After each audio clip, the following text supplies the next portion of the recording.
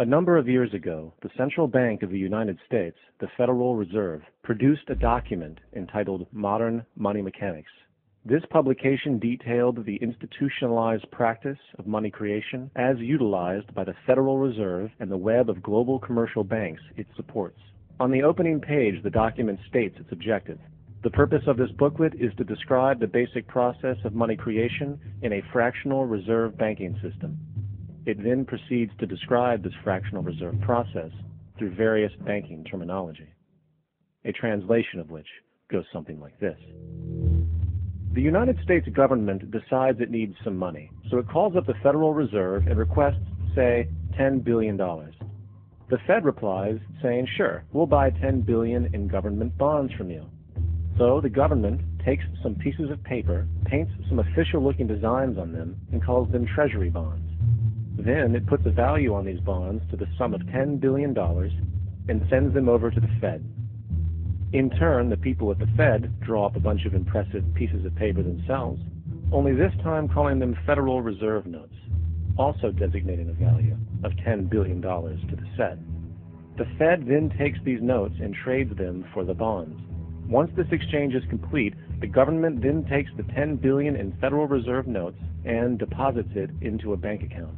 And upon this deposit, the paper notes officially become legal tender money, adding $10 billion to the U.S. money supply. And there it is. $10 billion in new money has been created. Of course, this example is a generalization, for, in reality, this transaction would occur electronically, with no paper used at all. In fact, only 3% of the U.S. money supply exists in physical currency. The other 97% essentially exists in computers alone. Now, government bonds are, by design, instruments of debt, and when the Fed purchases these bonds, with money essentially created out of thin air, the government is actually promising to pay back that money to the Fed. In other words, the money was created out of debt. This mind-numbing paradox of how money or value can be created out of debt or a liability will become more clear as we further this exercise. So, the exchange has been made and now $10 billion sits in a commercial bank account. Here's where it gets really interesting. For as based on the fractional reserve practice, that $10 billion deposit instantly becomes part of the bank's reserves, just as all deposits do. And regarding reserve requirements, as stated in Modern Money Mechanics, a bank must maintain legally required reserves equal to a prescribed percentage of its deposits. It then quantifies this by stating, under current regulations, the reserve requirement against most transaction accounts is 10%. This means that with a $10 billion deposit, 10%, or $1 billion, is held as the required reserve, while the other $9 billion is considered an excessive reserve and can be used as the basis for new loans. Now, it is logical to assume that this $9 billion is literally coming out of the existing $10 billion deposit. However, this is actually not the case. What really happens is that the $9 billion is simply created out of thin air on top of the existing $10 billion deposit. This is how the money supply is expanded.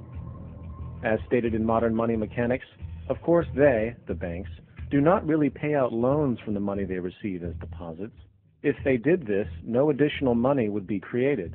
What they do when they make loans is to accept promissory notes, loan contracts, in exchange for credits, money, to the borrower's transaction accounts.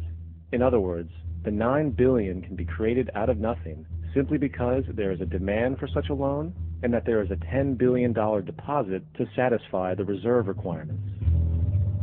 Now, let's assume that somebody walks into this bank and borrows the newly available $9 billion. They will then most likely take that money and deposit it into their own bank account. The process then repeats, for that deposit becomes part of the bank's reserves. 10% is isolated, and in turn 90% of the $9 billion, or $8.1 billion, is now available as newly created money for more loans. And, of course, that 8.1 can be loaned out and redeposited, creating an additional 7.2 billion to 6.5 billion to 5.9 billion, etc. This deposit money creation loan cycle can technically go on to infinity. The average mathematical result is that about $90 billion can be created on top of the original $10 billion. In other words, for every deposit that ever occurs in the banking system, about 9 times that amount can be created out of thin air. Money jitters. Ask the obliging Bank of America for a jar of soothing instant money, M-O-N-E-Y, in the form of a convenient personal loan. So, now that we understand how money is created by this fractional reserve banking system, a logical yet elusive question might come to mind. What is actually giving this newly created money value? The answer? The money that already exists. The new money essentially steals value from the existing money supply. For the total pool of money is being increased irrespective to demand for goods and services. And as supply and demand finds equilibrium, prices rise, diminishing the purchasing power of each individual dollar. This is generally referred to as inflation, and inflation is essentially a hidden tax on the public. What is the advice that you generally get? And that is, inflate the currency. They don't say debase the currency. They don't say devalue the currency. They don't say cheat the people who are saved. They say lower the interest rates.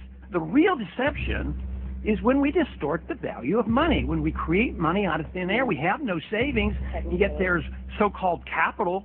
So my question boils down to this: how in the world can we expect to solve the problems of inflation, that is, the increase in the supply of money, with more inflation?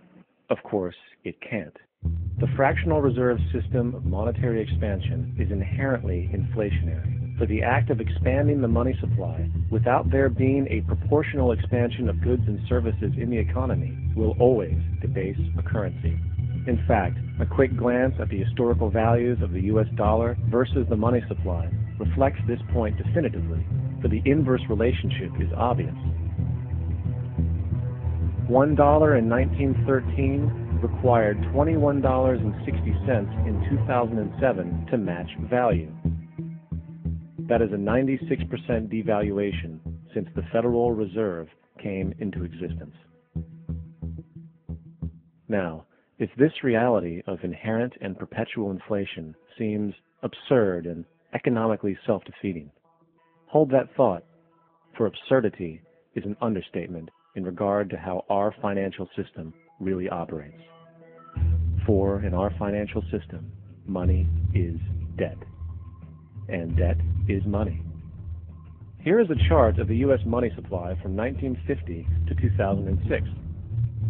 Here is a chart of the U.S. national debt for the same period.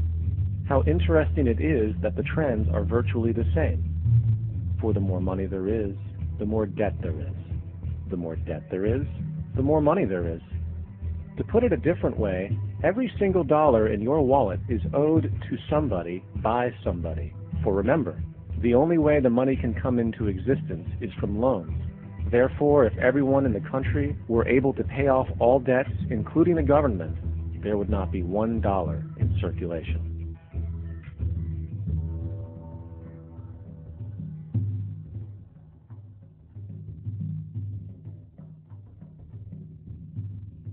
In fact, the last time in American history the national debt was completely paid off was in 1835, after President Andrew Jackson shut down the central bank that preceded the Federal Reserve. In fact, Jackson's entire political platform essentially revolved around his commitment to shut down the central bank, stating at one point, "The bold efforts the present bank has made to control the government are but premonitions of the fate that awaits the American people, should they be deluded into a perpetuation of this institution or the establishment of another like it." Unfortunately, his message was short-lived, and the international bankers succeeded to install another central bank in 1913, the Federal Reserve. And as long as this institution exists, perpetual debt is guaranteed.